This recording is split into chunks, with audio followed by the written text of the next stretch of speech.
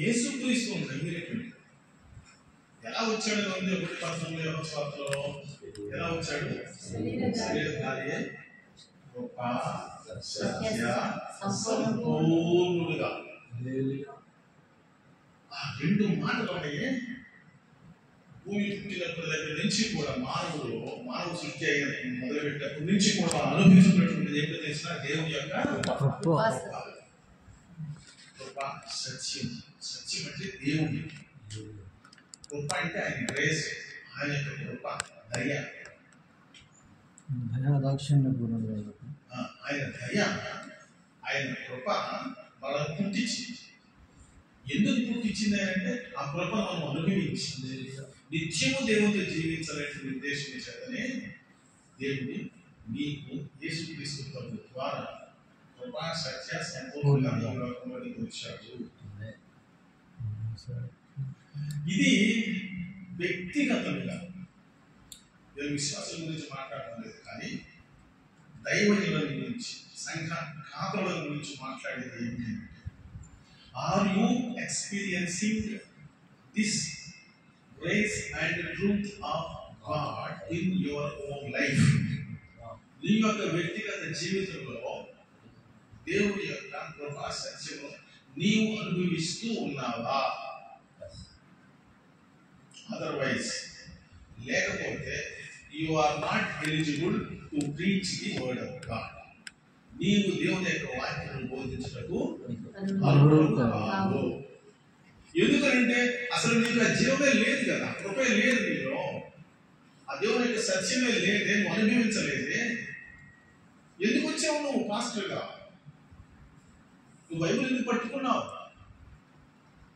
ఎందుకు సాంతం కట్టావు? ఎందుకు 1000 మంది వస్తున్నారు చర్చికి? వాళ్ళకి నువ్వేమి ఇవ్వాలి?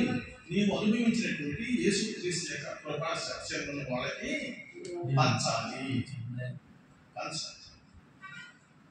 లీటర్ పాలు తీసుకొస్తే 10 మంది మనం తాగామంటే ఆ ఒక్క లీటర్ పాలు మనం ఎలా షేర్ చేసుకుంటున్నాం, అందరం కలిసి త్రాగుతున్నామో, అలాగనే దేవుని యొక్క కృపా సత్యమును మనము యేసుక్రీస్తులో పొందిన తర్వాత దానిని మనము అందరికీ కూడా పంచి పెట్టాలి.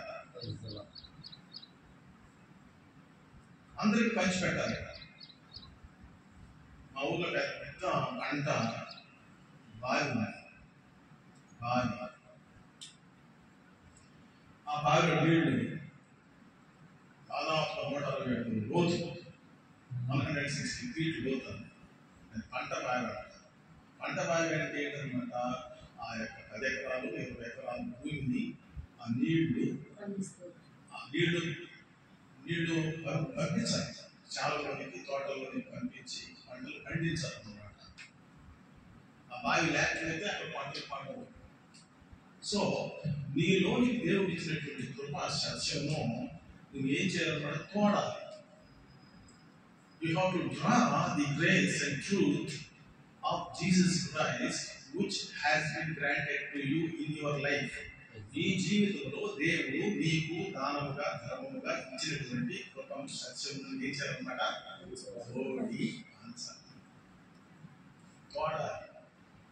తోడుతున్నావా? ఏమంటే సురేంద్ర గారు, తోడుతున్నారా? నేర్చుకున్నటువంటి వాక్యం ఇతరులకు పంచినప్పుడే కదా. లేకపోతే ఆ బావి ఏమైపోతుంది? ఎండిపోవడం కాదు, కుళ్ళిపోయి వాసన పడతా ఉంటుంది. పనికిరాంతిగా అయిపోద్ది. పనికిరాంటి బావి అయిపోతుంది. చేతులు బావి ఉన్నది మా ఊళ్ళో కూడా. పెద్ద బావి ఉంటే దిగులు చక్కగా వెళ్ళి ఎంత చల్లగా కింద కిందకి వెళ్తే నీళ్ళు తీయముంటాయి అన్నమాట.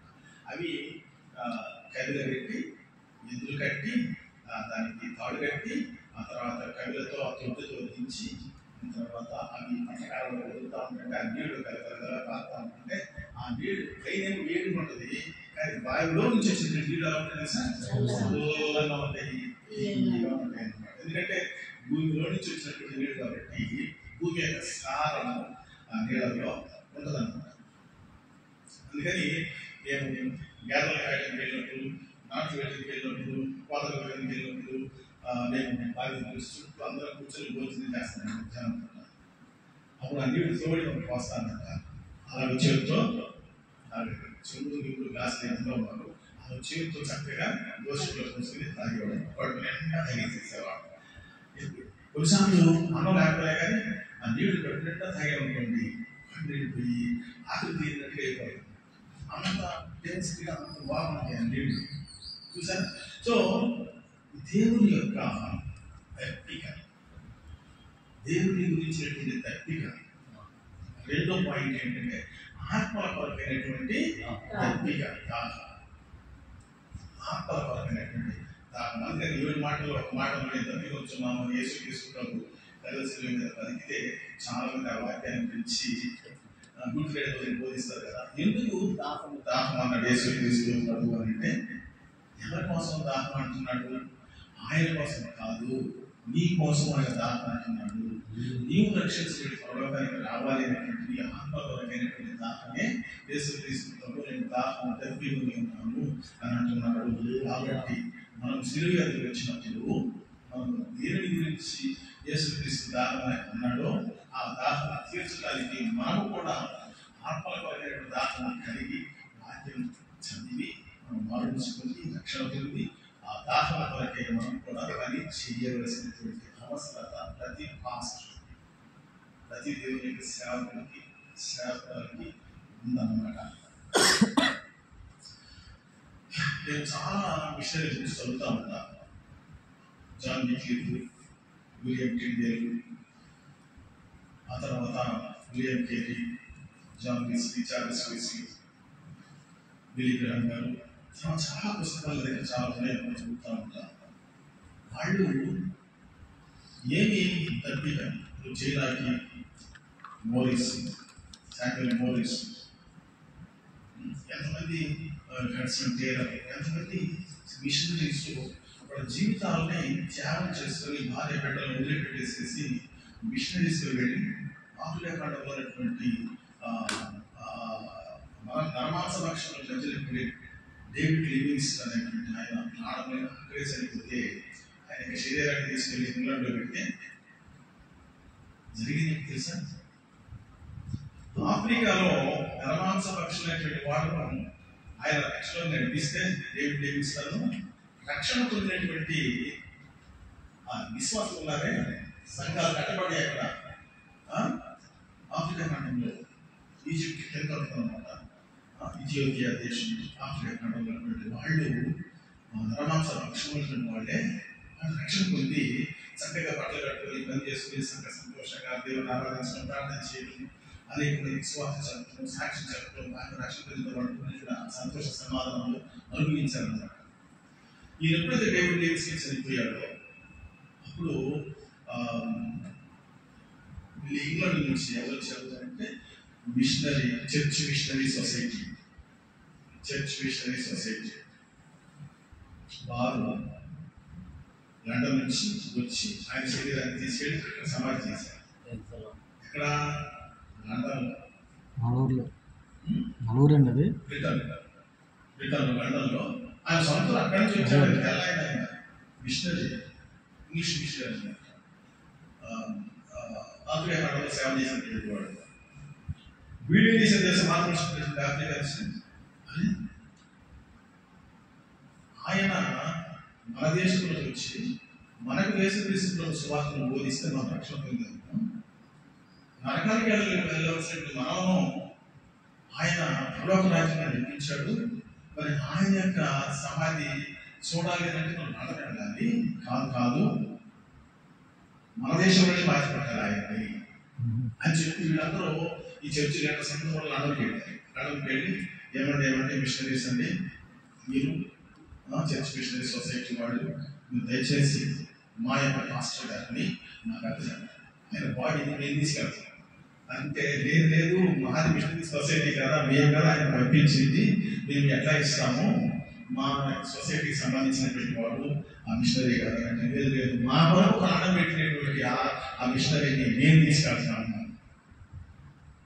అని ఒప్పుకోకపోతే వాడు ఏమిటో తెలుసా, ఆయన మా దేశంలో చచ్చిపోయాడు, అయితే ఆయన గుండె ఎక్కడ ఉందో తెలిసినా మీకు ఆయన గుండె మా దేశంలో ఉంది, మా కోసం ప్రాణం పెట్టాడు. ఆయన గుండె మాకు కావాలన్నారు. ఇచ్చేది వదిలిపెట్టలేదు. సమాధి తెరిచి ఆయన గుండెని కోసి త్రాగులు పెట్టి ఇస్తే వాళ్ళు ఆఫ్రికా ఖండంలో తీసుకొచ్చుకొని ఆఫ్రికా ఖండంలో పాతి పెట్టి దేవుని నామం నమ్మిపరిచారు. ఏంటండి, బావిలో నీళ్లు తోడి తాగుతున్నారు. నీ బావిలో నీళ్లు త్రాగి బ్రతుకుతున్నారు చాలా మంది. నీ సంఘంలో ఉన్నటువంటి వాళ్ళు నీ హృదయంలో నువ్వు దాచిపెట్టినటువంటి దేవునికి జీవవాక్యాన్ని నువ్వు తోడి పోస్తూ ఉంటే అందరూ త్రాగి బ్రతుకుతున్నారు. వాళ్ళు రక్షించుకుని బ్రతికి పరలోక రాజ్యాన్ని సంపాదించుకుంటున్నారు. వారికి నీవు ఆధారము, నీవు ఆధారం. అందుకు మీరు ఎలా ఉండాలి, ఎలా బ్రతకాలి, ఎలా బ్రతకాలి?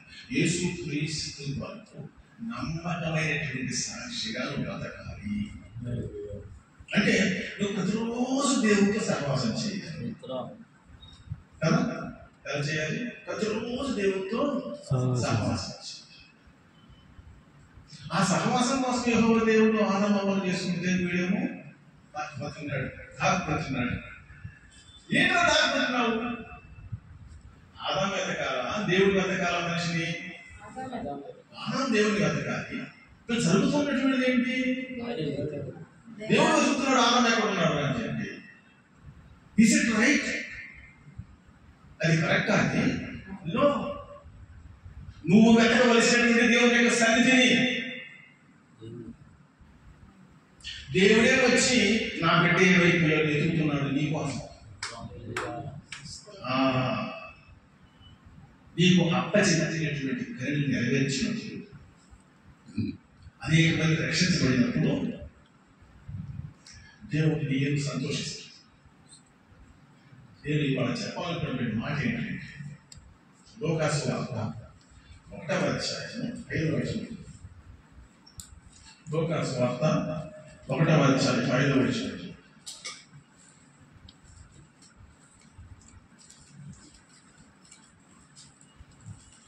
5-7 వచనాల్లో చదవండి. లోకాసు వార్త 5:5. దేశపు రాజైన హేరోదు దినములలో అబియా తరగతిలోనున్న జకరియా అను ఒక యాజకుడు, అతని భార్య అహరోను కుమార్తెలలో ఒకటి, ఆమె పేరు ఎలిసబెతు. వీరిద్దరూ ప్రభు యొక్క సకలమైన ఆజ్ఞల చొప్పునను న్యాయ విధుల చొప్పునను నిరాధారులుగా నడుచుకొనుచు దేవుని దృష్టికి నీతిమంతులై ఉండేది. ఎలిసబెతు గొడ్రాలైనందున వారికి పిల్లలు లేకపోయేది, మరియు వారిద్దరూ బహుకాలము గడిచిన వృద్ధులయ్యారు. దేవుని యొక్క ధర్మశాస్త్ర ప్రకారంగా సకలమైన ఆజ్ఞల చొప్పునను న్యాయ విధుల చొప్పునను నిరాధారులుగా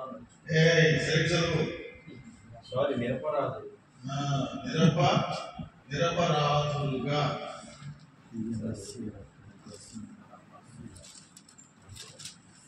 అపరాధము అంటే పాజిటివ్, నిరపరాధం అంటే దాని అంటే అపరాధం అంటే తప్పు, పాపం. నిరపరాధులు అని అంటే పాపం లేనటువంటి వాళ్ళు. నిరపరాధులుగా సకలమైన ఆజ్ఞల చొప్పున 10 ఆజ్ఞలు ఉన్నాయి కదా, 10 ఆజ్ఞలు. ధర్మశాస్త్రం 5 కాండములు, మోషే రాసినటువంటి ధర్మశాస్త్రం ప్రకారంగా రక్షింపబడినటువంటి వారి దేవుని కొరకు ఎలా పరిశుద్ధంగా జీవించాలనేటువంటి మోషే ద్వారా ఇవ్వబడినటువంటి ధర్మశాస్త్రం ప్రకారంగా లా ఆఫ్ ద లార్డ్. లా అంటే ధర్మశాస్త్రం. ఈ ధర్మశాస్త్రం 5 కాండములు. ఆది కాండము, నిర్గమకాండము, లేవి కాండము, సంఖ్యా కాండము, ద్వితీయోపదేశ కాండము. 4 కాండములు ధర్మశాస్త్రం, మోషే ద్వారా ఇవ్వబడినటువంటి ధర్మశాస్త్రం. ఈ ధర్మశాస్త్ర ప్రకారంగా ఎలా జీవించారు ఎలిజబెత్, జకర్యాలు? ఈయన doctor of daughter of Aaron. ఈయన వచ్చేసి యాజకుడు, ప్రీస్ట్. ఈయన యాజకుడు. ఏ తరగతిలో ఉన్నటువంటి వాడు? అబియా తరగతి. అబియా తరగతిలో వంశావళిలో పుట్టినటువంటి వాడు జకర్యా. అంటే యాజకుడు.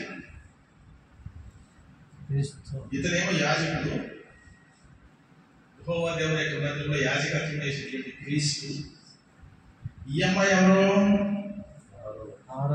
అహరోను వంశంలో వచ్చినటువంటి కుమార్తె ఎలిజబెత్. దీన్ని బట్టి మనం ఏమో అర్థం చేసుకోవాలి, క్రైస్తవులు పెళ్లి చేసుకోవాలి. క్రైస్తవుడు అన్ని వాళ్ళు పెళ్లి చేసుకుంటే ఏమవుతుంది? ఇది ప్లస్ వన్ మైనస్. ఈ రెండు జరగాలి. లేదు సార్, దేవుని చిత్తం ప్రకారంగా మా సేవకుడు నాకు ఆయనపై అన్నుడైనప్పటికీ రక్షణ పొందాడు కాబట్టి ఆయన నాకు ఇచ్చి పెళ్లి చేశారు. ఆయన బీజం ఎక్కడి నుంచి వచ్చింది? అన్యుడు నుంచి వచ్చింది. నీ బీజం ఎక్కడి నుంచి వచ్చింది? యేసుక్రీస్తు క్రైస్తవుల నుంచి వచ్చింది. ఈ బీజము యేసుక్రీస్తులో విశ్వాసం ద్వారా వచ్చింది. వాళ్ళ బీజం అట్లా రాలేదు.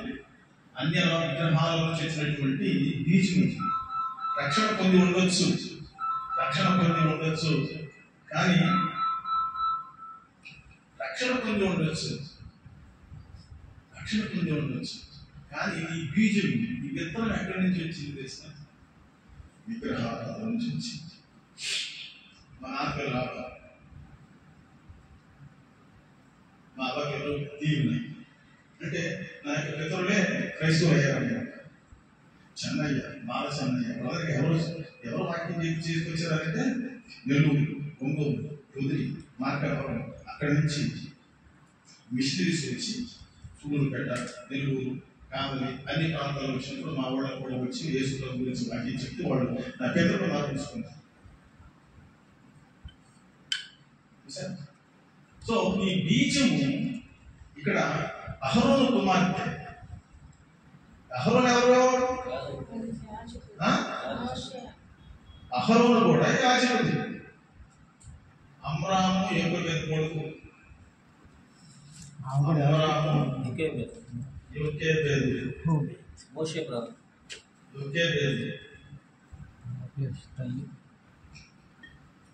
ఈ అమ్రాము యోకేబెదు అంతేగా. ఆరోను పెద్దోడు, మోషే చిన్నోడు కదా. మిరియాము.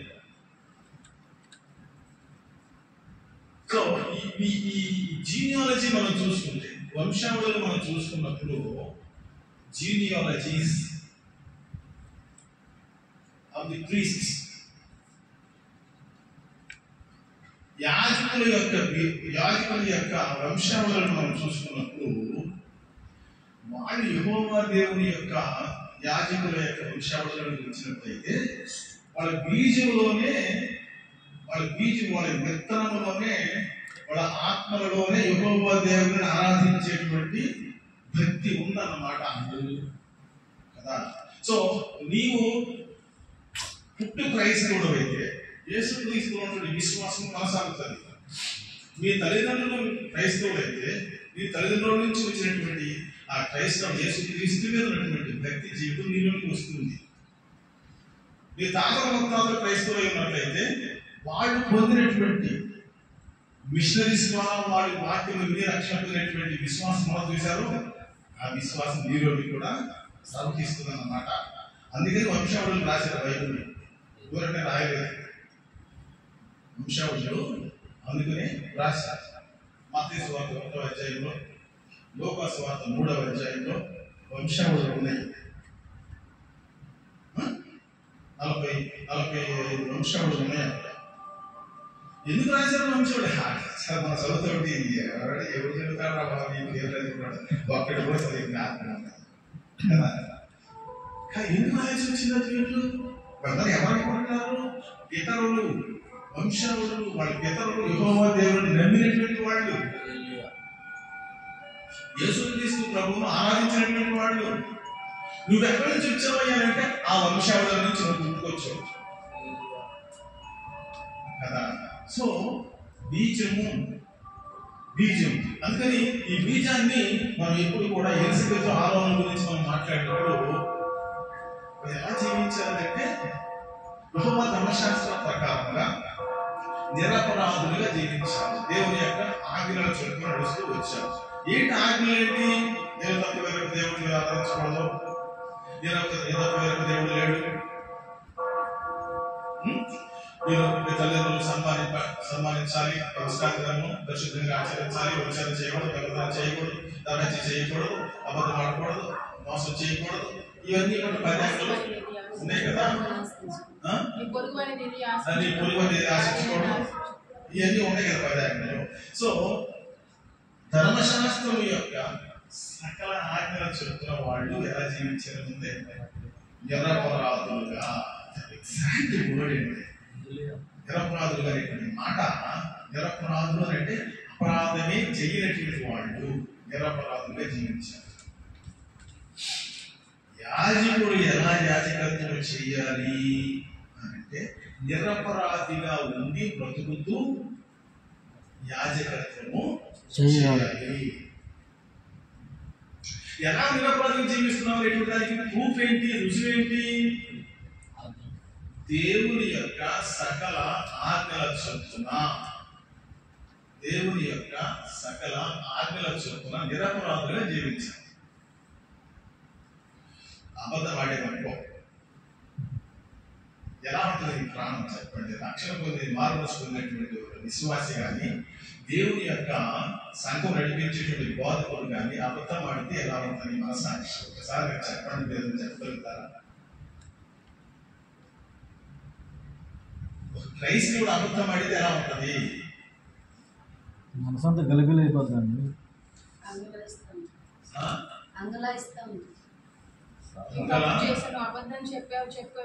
చెప్పావని అంటే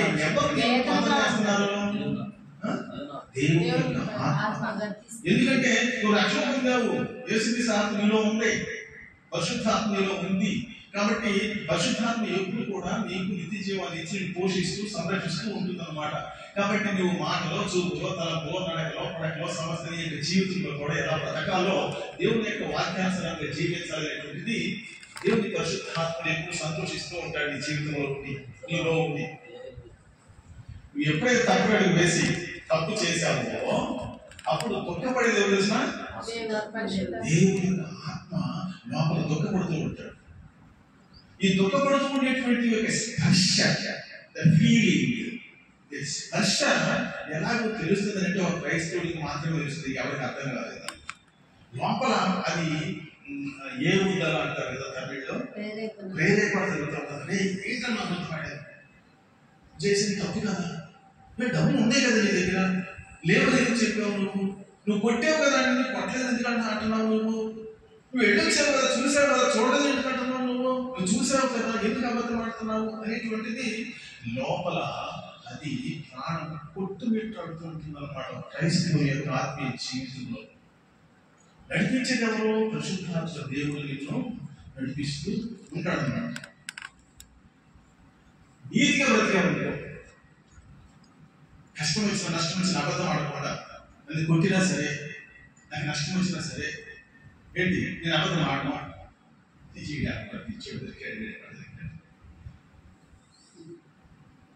ఇండియన్ క్రిస్టియన్ అని రాశారు. ఇండియన్ క్రిస్టియన్ అని రాశారు. What is your cost religion అని చెప్తే ఇండియన్ క్రిస్టియన్ రాస్తే ఆ మాస్టర్ గారు అన్నారు, శ్రీ రంగనాథాచార్యులు గారు మామూలు చెప్పేసి అని అన్నాడు. మెంటల్ కూడా నువ్వు పెద్దోడు అయితే నీకు ఉద్యోగాలు రావు కదా, ఈ హిందూ దేశంలోకి హిందూ అని రాసుకోవాలా అని రాసేసాడు. నేను ప్రతిమని సార్ మా అబ్బా క్రిస్టియన్, మా నాన్న క్రిస్టియన్, నేను చర్చికి వెళ్తాను సార్, నేను క్రిస్టియన్ సార్, నాకు ముందు వద్దు సార్ అని అంటే నేను పడతాను ఇచ్చోడా, ఉద్యోగం రావాలని చెప్తే నాకు ఉద్యోగం అక్కర్లేదు సార్, నాకే ఉద్యోగం, నేను కష్టం లేదు, దేవుడు చూసుకుంటాడు అని చెప్పి 5th స్టాండర్డ్ చదివేటప్పుడండి పాపం చెప్పే స్కూల్లో వాళ్ళని కర్మ అనుభవించిన అని చెప్పేసి అది కొట్టేసేసి క్రిస్టియన్ కన్వర్టెడ్ క్రిస్టియన్ రాస్తే కొన్ని వస్తువులు వచ్చాయి.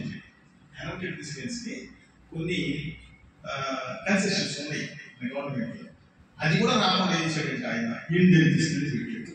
ఇండియన్ క్రిస్టియన్స్ పెడితే అనమాట ఈడు బతుకులో ఈడు పెద్దల దగ్గర నుంచి క్రిస్టియనే కాబట్టి మరింతలో వచ్చేటువంటి వస్తువులు ఏది కూడా వీడికి రాకూడదు అనేటువంటి ఉద్దేశంతో పర్వాలేదు సార్, థ్యాంక్ యూ సార్, దేవుడు పోషిస్తారు. సరే మా పిల్లలు 5 రోజులకి నేను వాళ్ళకి అడ్మిషన్స్ ఫామ్స్లో అక్కడ రిలీజియన్ క్యాస్ట్ అని పెట్టినప్పుడు ఇండియన్ క్రిస్టియన్ పెట్టాను. 5 కూడా పెట్టాను. నేనేం చెప్పలే వీళ్ళకి, వీళ్ళు బర్త్ సర్టిఫికేట్ చూసుకొని క్రిస్టియన్ పెట్టుకున్నారు కదా. క్లాసెస్లో కూడా అడ్మిషన్స్లో కూడా సార్ నేను క్రిస్టియన్స్ సార్ ఇండియన్ క్రిస్టియన్ రాసేయండి సార్ వాడి చెప్తున్నాను, నేను చెప్పలేదు. See, the faith in Christ, a Christian believer and a Christian pastor or a preacher should maintain that righteousness. ఆ నీతిని, దేవుని యొక్క నీతిని తన జీవితంలో జీవిస్తున్నట్టు పిల్లలు చూస్తారు. ఆ నీతిని వాళ్ళు కూడా అనుభవిస్తారు. అందులో పెట్టిన సంతోషము, ధైర్యం, విశ్వాసం చూశారు. అది చాలా నిరంతరమైనటువంటి అన్నమాట. మనం దేవుని మహిమపరుస్తున్నాం. We are praising God in our offices, in our schools, in our colleges. How? Because we are accepting Christ. We are accepting that I am a Christian. నేను క్రైస్తవుడిని, నేను బ్రతుకుతున్నాను, విశ్వసిస్తున్నాను, నేను బ్రతుకుతున్నాను. అలాగన్నాడు ఆయన కోసం నేను బ్రతుకుతాను అంతే. 1% ఉందరా ఏంటి క్రిస్టియానిటీకి ఇక్కడ ఉద్యోగం రావాలి అంటే 99% అన్ని కులాలకు ఉన్నాయి, కానీ క్రిస్టియన్స్ మాత్రం లేదు. పర్వాలేదు. ఓపెన్ కాంపిటీషన్లోనే నాకు ఉద్యోగం వచ్చింది. ఓపెన్ కాంపిటీషన్లోనే నేను అన్ని నా యొక్క ఆధార్ కార్డ్స్ కానీ అన్నీ కూడా నేను ఇండియన్ క్రిస్టియన్ కింద మెయింటైన్ చేస్తున్నాను. కష్టపడి చదువుతున్నాను అంతే. కష్టపడి వాళ్ళు నాకు కన్సెషన్స్ ఇవ్వాల్సిన అవసరం ఏమి లేదు. I will read as a Christian. I will live as a Christian. అని చెప్పి ఆ విధంగా నేను బయటకు వచ్చాను. 5 రాష్ట్రాల ఉద్యోగం చేశాను. డిప్యూటీ మినిస్టర్ ఫైనాన్స్ వరకు వెళ్ళిపోయి అక్కడ రిటైర్మెంట్ అయ్యాను. 6 లాంగ్వేజ్ మాట 6 భాషలు వచ్చిన. సో ఇది దేవుని కొరకు మనం జీవించి ఆయన కొరకు మనం జీవిస్తుంటే ఆయన చూడగలుగుతుంటాడు. అంటే దేవుడిని నా బిడ్డలు కష్టపడుతున్నాను, నన్ను ఒప్పుకున్నాడు. నేను ఒప్పుకోవద్దా వాళ్ళ కోసం? నేను ఒప్పుకోవాలి కదా, వాళ్ళకి కావాల్సిన నేను చేయాలి కదా. ఇల్లు వాకిలు చెట్లు డబ్బులు పిల్లలు భర్త బిడ్డలు అందరూ నేను ఇవ్వాలి కదా. ఆయన చూస్తున్నాను కదా, ఆయన చూడలేదు. అన్నీ భూమి మీద సంపూర్ణ అదే అనవు కదా. ఆ దేవుడి యొక్క సంపూర్ణత ఈ భూమి ఆకాశం సమస్తము దేవుడే. ఆయన కుమారుడు అనేటువంటి నాకు సమస్తమును ఇస్తాడు అంతే. అదే మన క్రైస్తవం యొక్క విశ్వాసం. ఎవరు ఎన్ని ఆటంకాలు పెట్టారని సరే ఏది తప్పించింది అర్థమిస్తాడు, పెద్దలు ఉద్యోగాలు అన్ని కూడా మనకి సమృద్ధిగా ఇచ్చేటువంటి దేవుడు మనకు ఉన్నాడు అన్నమాట. కాబట్టి వీరిద్దరి జీవితాన్ని నాకు ఎంత ఇంట్రెస్టింగ్ గా ఉంటుందంటే జకరియా ఎలిజబెత్ యొక్క జీవితాన్ని వృద్ధులైపోయిన తర్వాత కూడా బిడ్డలు లేరు, కాలం లేదు. బహుకాలం గడిచిన వృద్ధులైంది. యాజకత్వం ఎలా చేస్తున్నాడు? దేవుని యొక్క మందిరంలో అందరి కొరకు ప్రార్థన చేయాలి, అర్పణలు అర్పించాలి, యాజకత్వం చేయాలి, అందరికి బల్లారాధన చేయాలి. అలాంటప్పుడు బిడ్డలు లేనటువంటి ఈ స్త్రీ ఎలాగ స్త్రీల మధ్యన సేవ చేస్తుంది? సంతానం లేనటువంటి జకర్యా యాజకత్వం ఎలా చేస్తాడు? చెప్పండి మీరే. వారి వంశావళిలో నుంచి వచ్చినటువంటి అహరోను వంశావళి నుంచి వచ్చినటువంటి వారి యొక్క నీతి, వాళ్ళ వారసత్వము, వాళ్ళ బీజము, వాళ్ళ విత్తనం వాళ్ళలో ఉంది కనుక. సో అక్కడ ఉన్నటువంటి వాళ్ళ యొక్క పితరులు అందరూ కూడా రే అహరోను వంశవైన ఆయన అని చెప్పి వారిని ఆదరించారు. దేవుడు దాన్ని చూసి వీళ్ళ విశ్వాసం చాలా ముఖ్యమైనటువంటిది. ఇక్కడ మనం గమనించవలసింది ఏంటి అంటే, బిడ్డలు లేకపోతే చాలా మంది భార్యలను విడాకులు చేస్తారు. బిడ్డలు లేకపోతే సమాజంలోనికి రాలేరు స్త్రీలు. అరే పొద్దున్నే వచ్చాము, విధవలు పనులు చేసాము, ఇక్కడికి వెళ్తే పనులు అవుతాయా అనేటువంటి కూడా నమ్మకస్తున్నటువంటి వాళ్ళు క్రైస్తవులలో చాలా మంది ఉన్నారు. శకునం చేసేటువంటి వాళ్ళు చాలా మంది ఉన్నారు. కానీ వీళ్ళు దేవుని సన్నిధిలో ఉండేటువంటి వాడు కాబట్టి, దేవుని సన్నిధిలో, దేవుని యొక్క మందిరంలో, ఆలయంలో యాజకత్వం చేసేటువంటి వారు కనుక దేవుని వారితో కూడా ఉన్నాడు. దేవుని యొక్క ఆత్మ వారితో కూడా ఉన్నది. కాబట్టి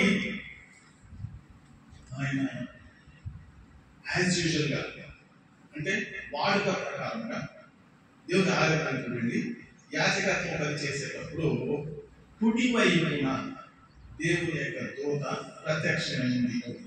ఏ ప్రక్కన ప్రత్యక్షమైంది? నీకు కుడి ప్రక్కన, అహరోనుకి కుడి ప్రక్కన ప్రత్యక్షమైంది. కాబట్టి కుడి అనేటువంటి దానికి దేవుడు ఎక్కువ ముఖ్యత్వాన్ని ఇచ్చాడు. కుడి చెయ్య బలంగా ఉంటుంది.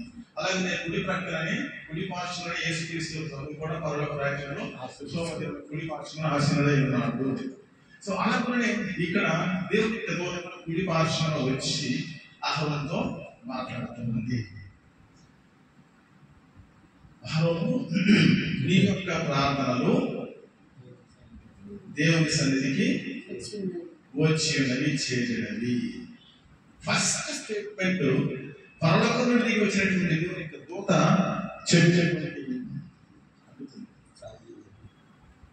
తగ్గుతుంది. చార్జ్ చేసిన రోజు మీరు మాట్లాడవచ్చు కదా. సో వీళ్ళు దేవుని సన్నిధిలో ఉన్నారు కనుక, విశ్వాసంలో పని చేస్తున్నారు కాబట్టి దేవుని యొక్క నడిపింపు ప్రకారం చేస్తూ ఉన్నారు. మరి ఎలిసబెత్ ఏమనుకోవాలి? అయ్యో, స్త్రీల మధ్యలో నా యొక్క గౌరవము లేదు నాకు, అందరికి ఎలా నేను ప్రార్థన చేయాలి, అందరికి ఎలా ప్రార్థన చేయాలి, అందరూ నేను దేవుని సేవకురాలని అని చెప్పి నా దగ్గరికి వస్తున్నారే, నేను ఎట్లా ప్రార్థన చేస్తాను వాళ్ళకి? కానీ ఏం చేయాలి? ఇది నా డ్యూటీ, దేవుడు నాకు ఇచ్చినటువంటి బాధ్యత, సేవ పరిచర్య చేయాలి కాబట్టి దేవుడు నాకు ఇచ్చాడు, నాకు పిలిపించాడు, సౌకర్యంగా దేవుడు నడిపిస్తున్నాడు కాబట్టి చేయాలి. ఇది కేవలం ఒక శరీర సంబంధం ఏంటి కాబట్టి దేవుడు చూసుకుంటాడు అని చెప్పేసి ధైర్యంగా నిలబడినప్పుడు ప్రార్థన చేయడం మాత్రం వాళ్ళు మానలేరు. అందుకని ఆయనేమో బలిపీఠం దగ్గర యాజకత్వం చేస్తున్నారు, సంఘంలో చూడాలి ఏం చేస్తున్నారు? అక్కడ ఏమవుతుంది? అందరూ ప్రార్థన చేస్తుండగా అందరైనా ఆయన బలిపీఠం దగ్గర ఉన్నాడు అహరోను, సంఘం అంతా ఏం చేస్తుంది? ఏం చేస్తున్నారు? ఏం చేస్తుండే?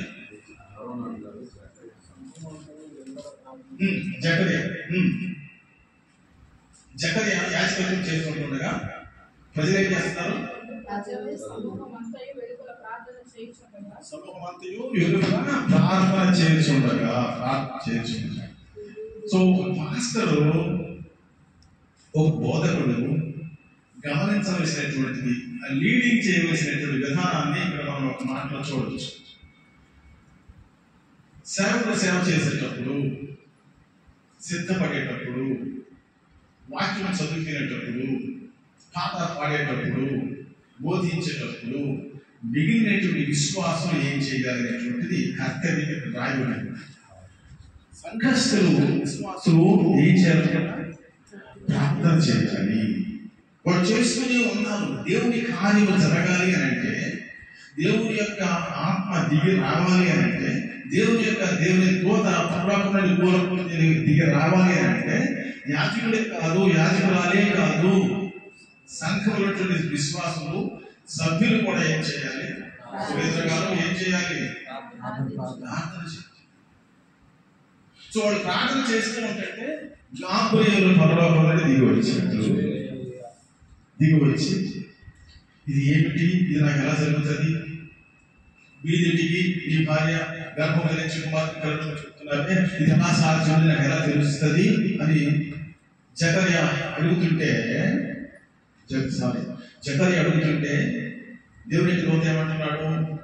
నేను దేవుని సముఖంలో నిలబడే గాబ్రియేలు దేవదూతను, నీవు నమ్మలేదు కాబట్టి మాట,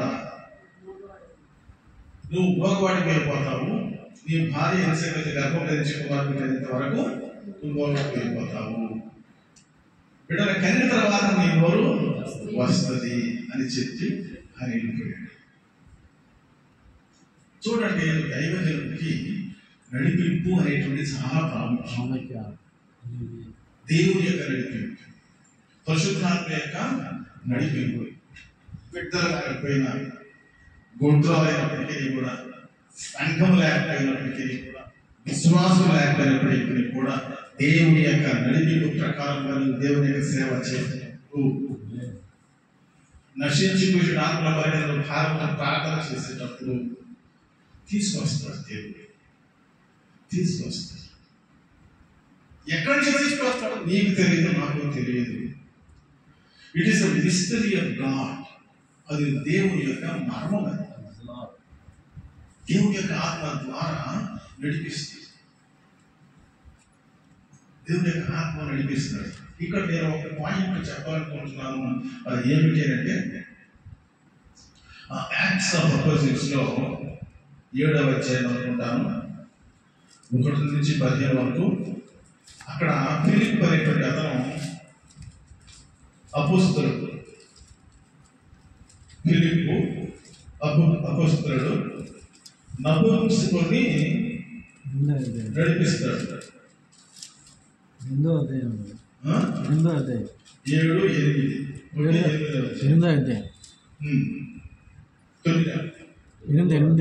ఓకే.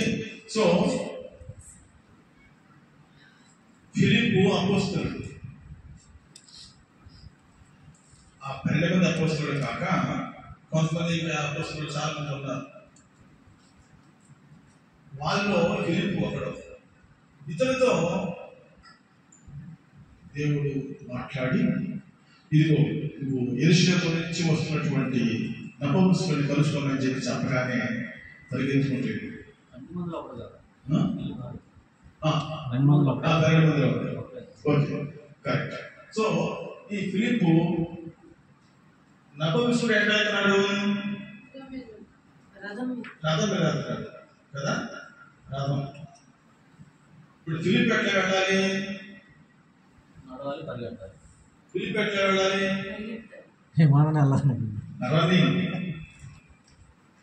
రన్నింగ్. సో ఇతనేమో రథం మీద వెళ్తాడు. Is it possible? అది సాధ్యమా? ఈయన కూడా యెరూషలేము దగ్గర ఉన్నాడు, ఆయనేమో రథం మీద సవారీ చేసుకుంటా యెషయా గ్రంథం చదువుతూ ఉంటారు. సో చదువుతా ఉంటే ఇప్పుడు అతనికి తెలియాలి, అర్థం కాదు. ఎట్లా అర్థం కావాలి? దేవుని యొక్క ఆత్మ ఫిలిప్పు లేపాడు.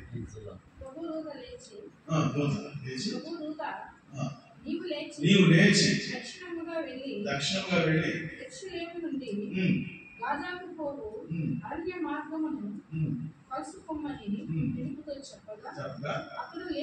లేచి వెళ్ళాడు. ఎలా వెళ్ళాడు? ఎలా వెళ్ళాడు? పరిగెత్తున వెళ్ళాడు. సాధ్యమా? అప్పట్లో గుర్రాలు 4-5 గుర్రాలు ఉంటాయి. రథం అంటే ఒక్క గుర్రాలు కాదు, 4-5 గుర్రాలతో స్వారీ చేసుకుంటా రథసారథి తీసుకెళ్తా ఉంటాడు. ఆ స్పీడ్కి వెళ్తాడు. మామూలుగా ఈ మోటార్ సైకిల్ స్పీడ్ కూడా కాదు, ఎక్కువ స్పీడ్గా వెళ్తాయి. కాల్ స్పీడ్ లాగా వెళ్ళిపోతాయి. అలాంటి కాల్ స్పీడ్ లాగా వెళ్ళేటువంటి ఆ నపుంసకుడిని పట్టుకొని అతనికి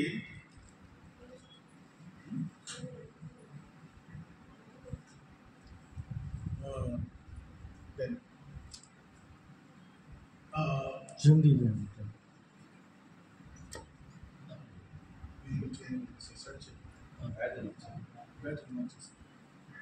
ఒకసారి జూమ్ తీసుకుంటారు. మాట్లాడండి.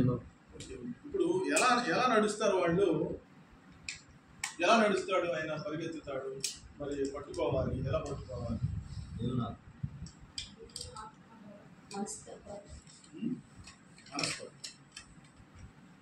మాట్లాడాలి కదా అతనితో.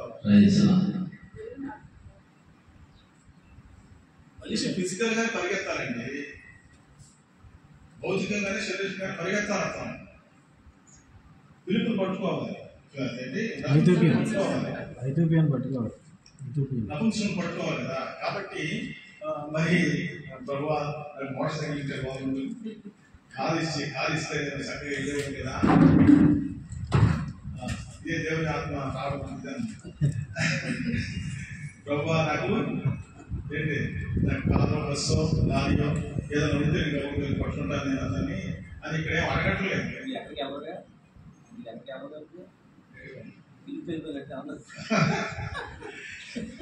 ఎంత అంతే.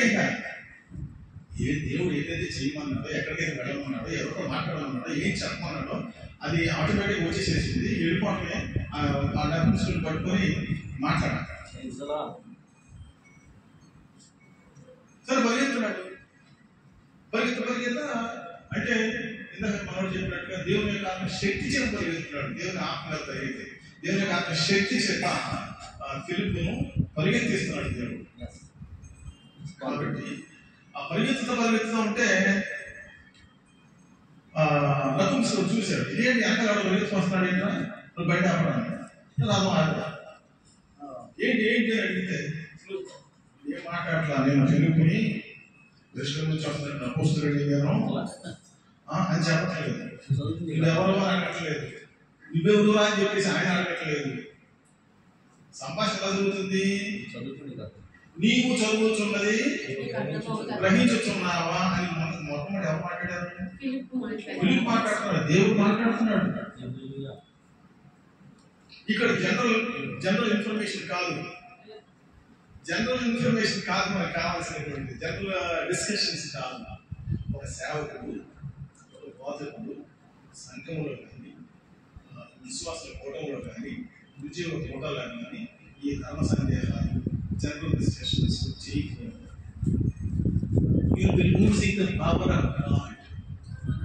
ఎందుకు తెలుసా? నువ్వు దేవుని శక్తిని పోగొట్టుకున్నావు. గాసిపింగ్ లో ఏమున్నది? దేవుని శక్తిని పోగొట్టుకుంటాం. తెలుసా మీకు?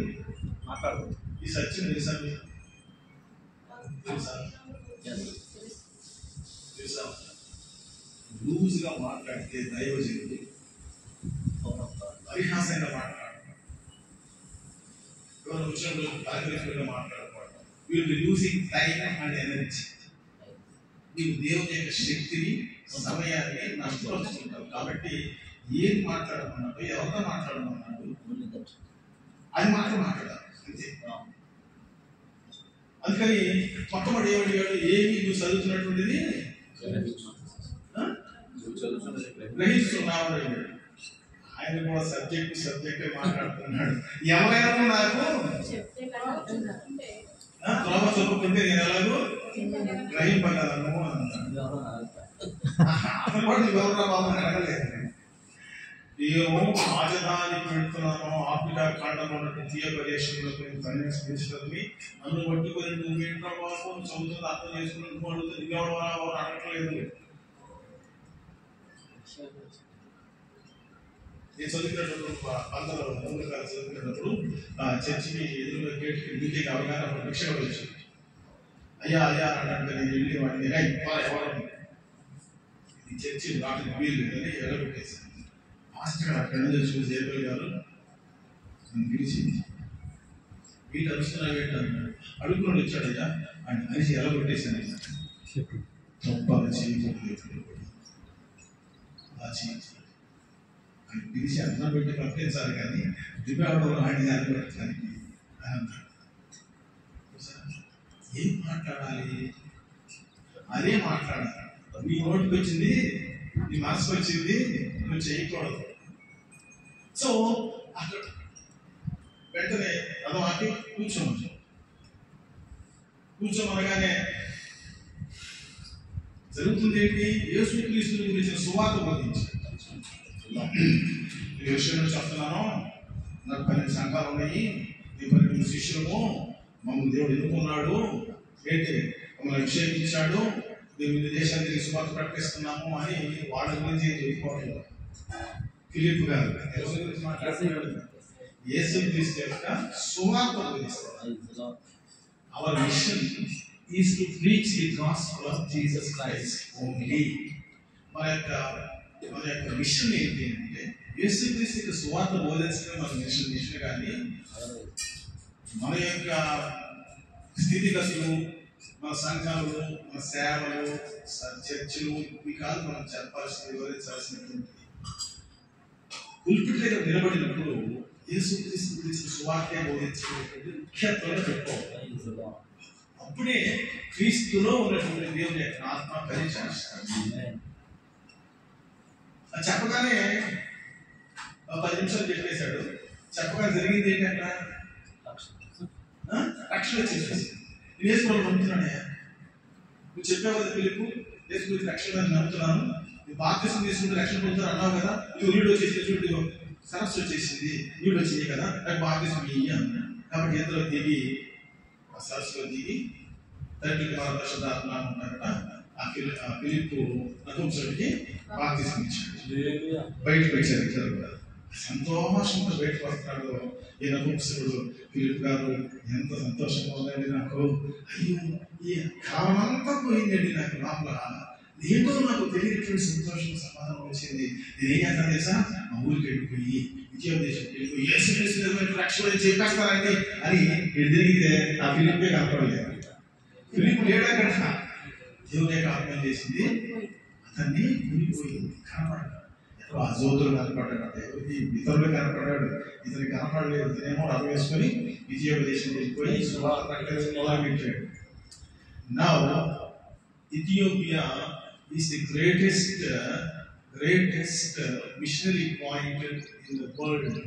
ప్రపంచంలో ఇథియోపియా దేశంలో సువార్త ప్రకటించడానికి చాలా ప్రాముఖ్యమైన స్థానంగా కేంద్రంగా ఏర్పరచబడింది.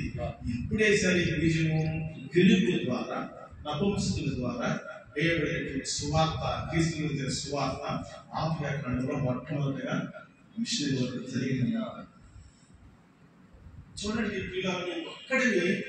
నువ్వు ఒక్కడివి సువార్త ప్రకటించడానికి నిర్ధారించుకొని సమర్పణ చేసుకున్నప్పుడు ఇది ఎలా అద్భుతంగా వాడుకుంటాడో తెలిసిన నీకు అర్థం కాదన్నమాట.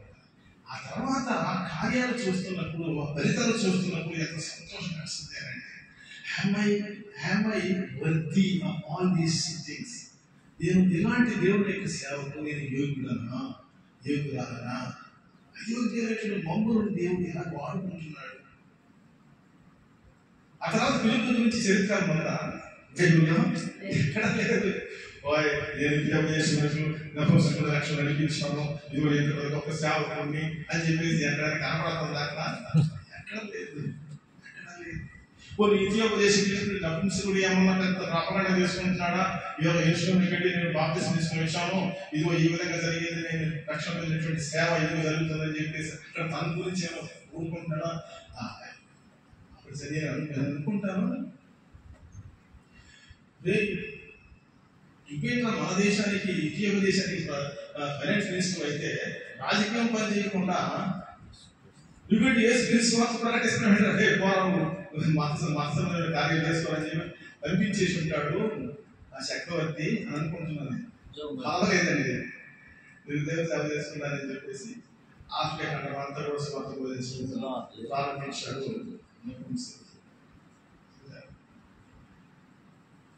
ఈ లోకంలో ఏది విలువైనటువంటిది? ఈ లోకంలో ఏది విలువ? ఈ యొక్క ఆత్మకు దేవుడు ఎంత విలువ ఇచ్చాడో తన ప్రాణం పెట్టాడు కదా. కాబట్టి దేవుడు నీకు ఇచ్చినటువంటి పనిని చేయటానికి, దేవుని యొక్క విలువైనటువంటి సేవ చేయటానికి డబ్బులు వచ్చినా, జీతం వచ్చినా, సంపద వచ్చినా రాకపోయినా సరే, మనకు దాని ఫలితం మనకు లేకపోయినా సరే, నష్టం వచ్చినప్పటికైనా సరే, ప్రాణాపాయం వచ్చినప్పటికైనా సరే, మరణం మన గొంతు మీదకి వచ్చినప్పటికైనా సరే, దేవుడు ఇచ్చిన తల్లి మాత్రము మానకూడదు. ఇలా ఈ విషయంలో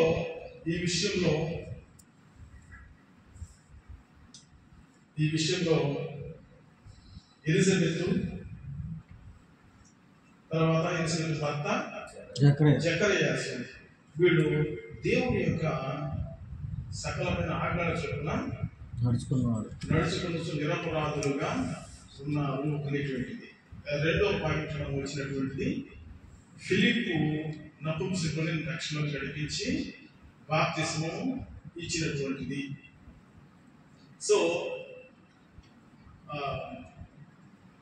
దీనికి అంతటికి కూడా నేను ఇటర్నిటీ దానికి నిత్య జీవాన్ని గురించి మాట్లాడుతున్నప్పుడు జరిగినటువంటి కార్యాన్ని మన కళ్ళకు కనపడినటువంటి విషయం ఏమిటి అంటే దేవుని యొక్క కృప. దేవుని యొక్క కృప హౌ ఇట్ ఈస్ వర్కింగ్, ఎలా పనిచేస్తుంది. ఆదామావులు తప్పు చేసినప్పుడు వాళ్ళు నశించిపోతారు, చచ్చిపోతారు అని చెప్పినటువంటి వారిని చచ్చిపోకుండా చేసి వాళ్ళకు ప్రాణం ఉంచి వాళ్ళ రక్షణకు నడిపించి వారికి కచ్చడములను కట్టించి ఆకులు తీసుకొచ్చి కట్టుకుంటే చర్మపు చొక్కాయలు తీసుకొచ్చి వాళ్ళకి తొలగించి ఏడేన్ తోట నుంచి మాత్రం వెళ్ళగొట్టాడు కానీ దేశ దేవుడే తిరుగుతా ఉన్నాడు. కృప మాత్రం వదలలేదు. సొలొమోను తప్పులు చేసినప్పుడు, సొలొమోను తప్పులు చేసింది. 700 మంది భార్యలు, 300 మంది ఉపపత్తులు పెట్టుకొని అతడు విగ్రహాలు చేయడం మొదలుపెట్టినప్పుడు దేవుడు మాట్లాడాడు.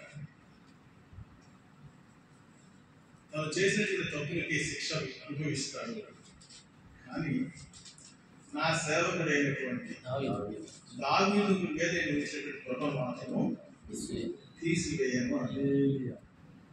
దేవుని యొక్క మాట తప్పలేటువంటి దేవుడు. నేను ప్రసంగం చేయట్లేదు, దేవుని కృప అంటే ఎలా ఉండాలి. నువ్వు తొలగిపోయినప్పటికీ కూడా అన్యుని పెళ్లి చేసుకుని, అన్ని వాళ్ళని పెళ్లి చేసుకుని, క్రైస్తత్వం నుంచి బయటకు వెళ్ళిపోయి లోకంలో తగ్గిపోయి జీవిస్తున్నప్పటికీ దేవుని కృప నీకు ఇవ్వబడినటువంటి కృపను మాత్రం దేవుడు తొలగించట్లేదు. This is the grace of God. That's eternity. When God has given granted to you, that should not be, that will not be removed from you.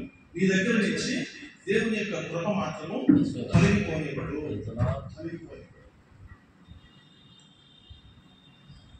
ఇది నిజంగా దేవుని యొక్క ప్రేమ, అపారమైనటువంటి ప్రేమకు ముంగుర్తుగా ఉంటాం. దేవుని యొక్క ప్రేమ శాశ్వతమైనటువంటిది. దేవుని ప్రేమ శాశ్వతమైనది. అందుకని ఆయన కృపను మన దగ్గర నుంచి తొలగిపోకుండా కాపాడుతూ ఉంటాడు. శాశ్వతమైన కృపతో ఏకాంతంగా ప్రార్థన చేసినప్పుడు ఈ దేవుని కృప గురించి, దేవుని యొక్క దయ గురించి, ఆయన కనికరం గురించి నేను నా జీవితాన్ని పరిశోధించుకొని ప్రార్థన చేసినప్పుడు కూడా see how ungrateful I am not to God. దేవుడికి అపనమ్మకస్తుడు అయినప్పటికీ కూడా ఎందుకు దేవుడు నన్ను కనికరిస్తున్నాడు, నా కృపను ఎందుకు తొలగించడం లేదు. విస్తారమైనటువంటి కృప కలిగినటువంటి మోషిత అన్నాడు కదా, ఏమంటాడు నేను దయా కృప కనికరమైనటువంటి వాడు, విస్తారమైనటువంటి దయా కృప కనికరము కలిగినటువంటి వాడు అని అంటున్నాడు. నా కృప నీకు సంపూర్తిగా చూపిస్తాను మోషే, నా మంచితనం నీకు కనపరిచితాను మోషే. ఈ రూపం చూపించమన్నాడు మోషే. నా రూపం ఎవరైనా చూసి బ్రతకలేడు, కానీ నా యొక్క మంచితనం నీకు చూపిస్తాను అని అంటున్నాడు. ఇలా నిజంగానే నేను అనుకుంటాను కొన్ని విషయాలు మోసే రాయలేదు. ధర్మశాస్త్రంలో దేవునితోనూ తనతో కూడా ఉన్నటువంటి ఆంతరికమైనటువంటి ఆత్మీయ సత్యాలను మోసే రాయలేదు. ఎందుకు రాయబడలేదు అని అంటే చనిపోయేటువంటి అతని యొక్క సమాధి కూడా ఇప్పటి వరకు కూడా ఎవరు ఎక్కడో తెలియలేదు. మోసే యొక్క సమాధి ద్వితీయోపదేశం 34వ వచనంలో మోసే మృతి పొంది సమాధి చేయబడ్డ బైబిల్ ఉంది, కానీ సమాధి ఎక్కడ ఉందో ఇప్పటి వరకు కూడా ఎవరికి తెలియదు. ఎందుకు తెలియదు? It is secret. అది మిస్టరీ, అది ఒక మర్మం. కొన్ని మర్మాలను దేవుడు బయలుపరచలేదు. సో దేవుని యొక్క మంచితనము, దేవుని యొక్క నిత్యమైనటువంటి కృప, దేవుని యొక్క నిత్యమైనటువంటి దయ, కనికరములు ఏంటి ఎంతవరకు ఇవ్వగలుగుతాడో అంతవరకే మనము అర్థం చేసుకోగలుగుతాము, పొందుకోగలుగుతాము, అనుభవించగలుగుతాము, దేవుని మనము స్తుతించగలుగుతాము. ఎక్కువ అయితే ఏమవుతుంది?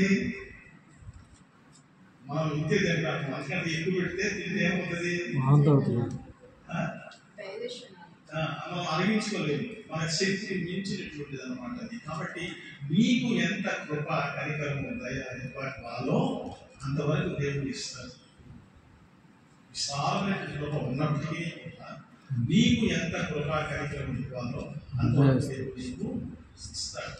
మనం మోయగలిగిన భారమే వేస్తాడు, మనం మోయగలిగిందే వేస్తాడు. భారమైనది కాదు, మనకు అవసరమైనటువంటి కృప వరకు మాత్రమే దేవుడు మనతో షేర్ చేసుకుంటాడు, పంచుకుంటాడు. దానిని బట్టి మనము అనుభవించి దేవుని కృతజ్ఞతగా జీవిస్తూ మనం దేవుని మహిమపరచాలి.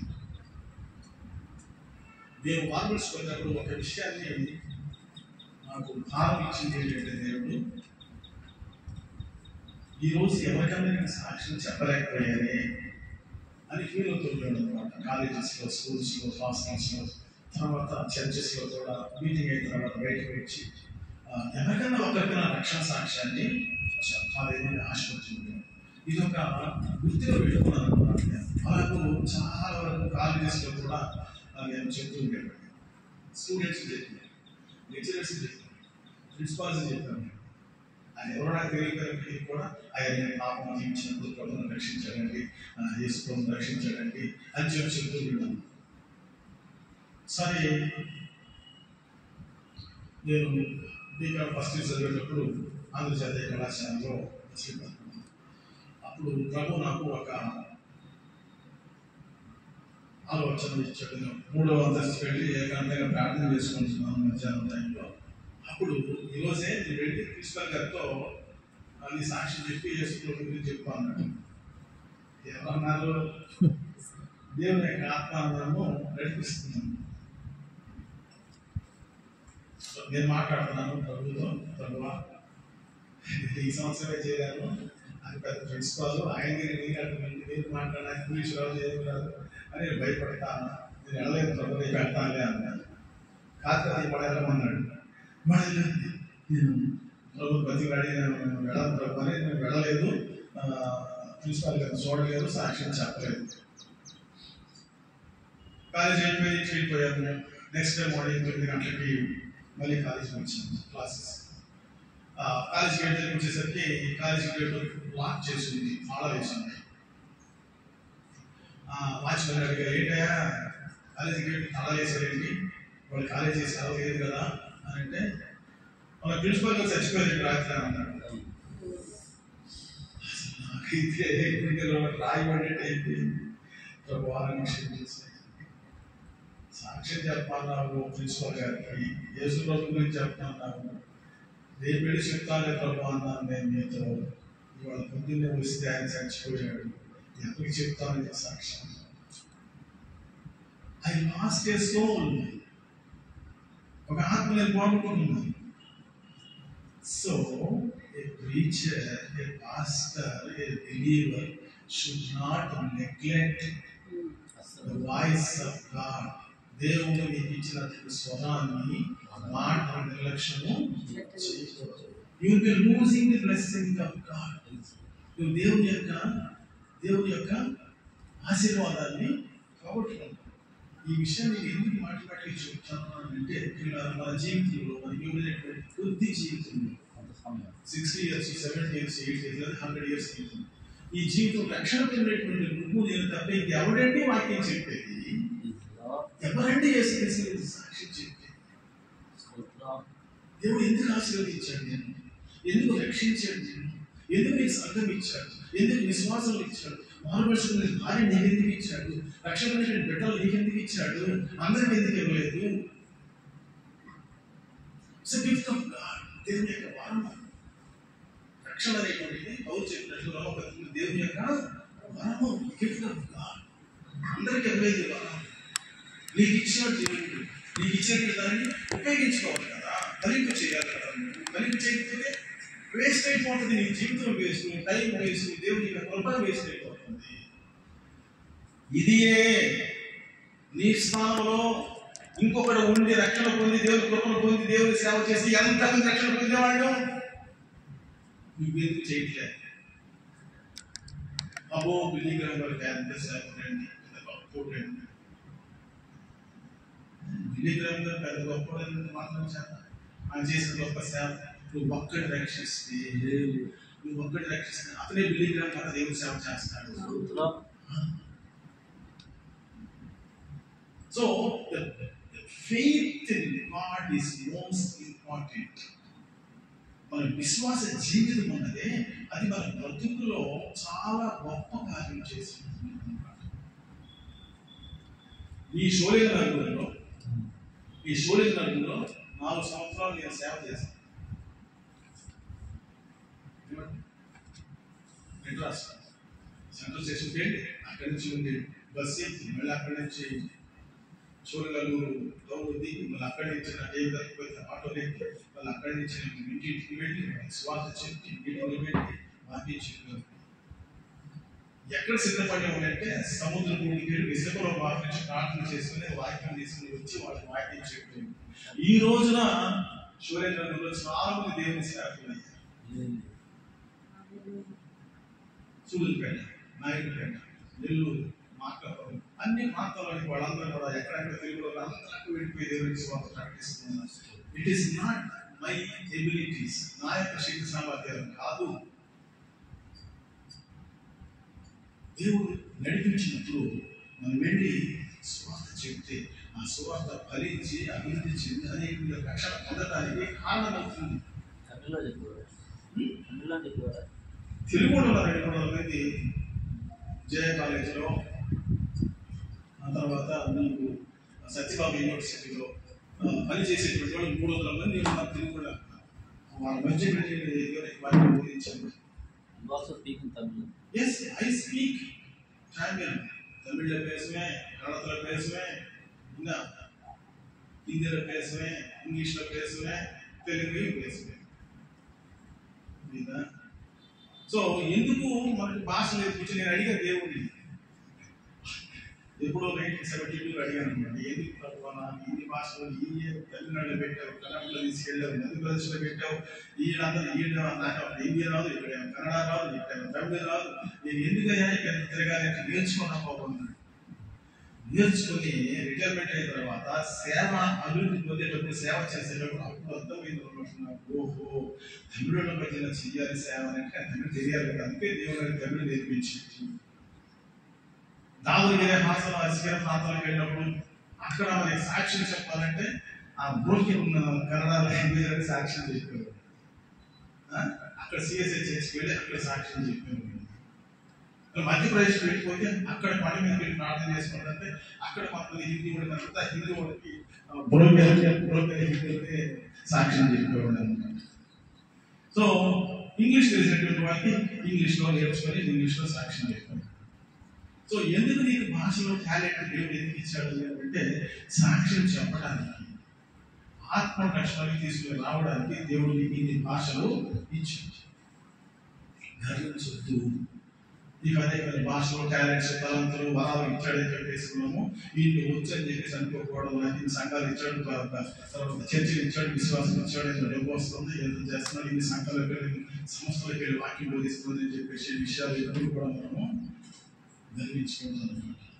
When you humble yourself, వీడు తగ్గించుకొని జకర్యా ఎలిజబెత్లు బిడ్డలు లేకపోయినప్పటికీ, సంతానం లేకపోయినప్పటికీ, జీవితంలో ఫలితం లేకపోయినప్పటికీ ఏం చేస్తున్నాడు? యాజకత్వం చేయడం మాత్రం మానలేదు.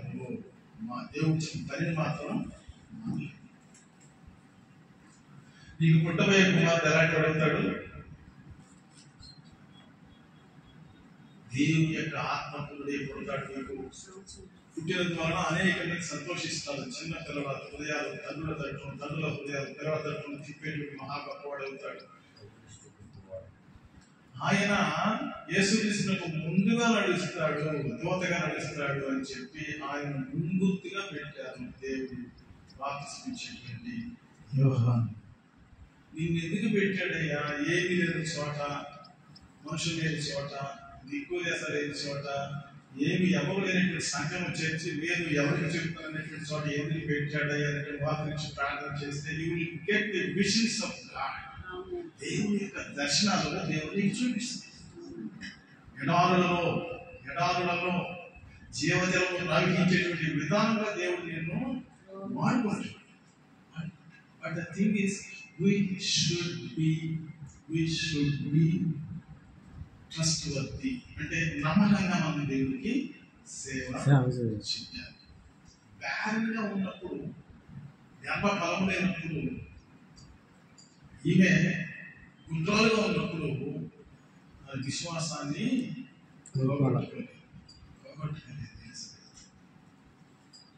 అలాంటి స్త్రీని కలిగి ఉండటము జకర్యాకి ఎంత దేవుని యొక్క కృప.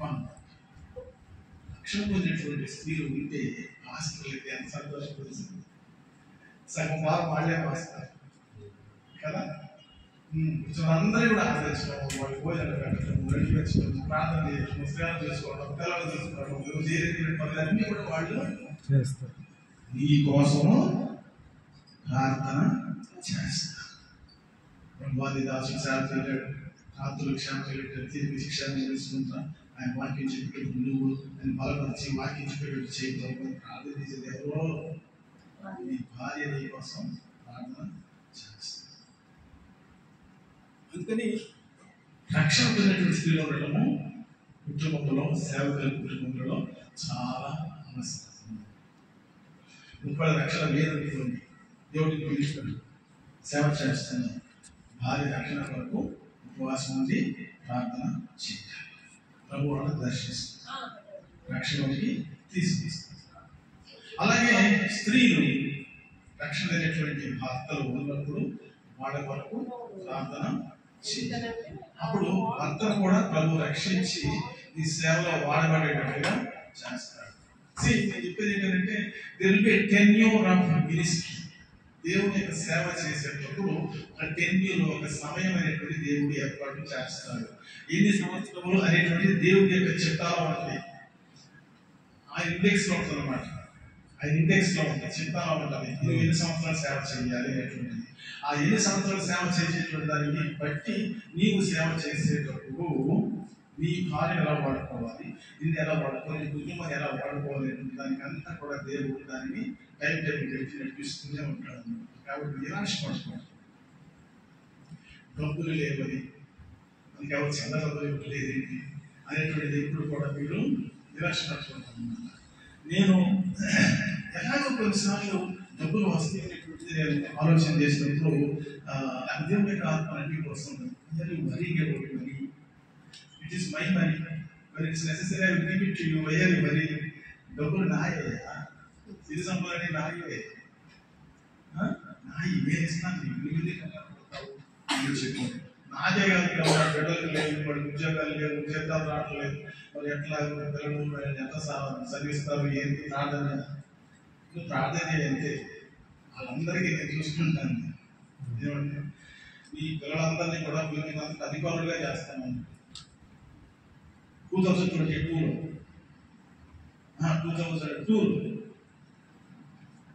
అమ్మతూరు శివుడికి వెళ్ళి ప్రార్థన చేస్తా ఉంటే అక్కడ దేవుడు మాట్లాడతాను. అప్పుడు పిల్లలు చదువు పూర్తి అయింది, అయితే ఉద్యోగాలు లేవు, ఎలా పోషించాలి? నేను రిటైర్మెంట్ అయిపోయాను అంటే నీ పిల్లల్ని భూమి మీద అంతటా అధికారులుగా చేస్తారంట. ఏం అధికారులుగా చేస్తారు బాబు? ఉద్యోగాలు లేవు అడిగితే ఈ రోజున అందరూ అధికారులుగానే ఉన్నారు.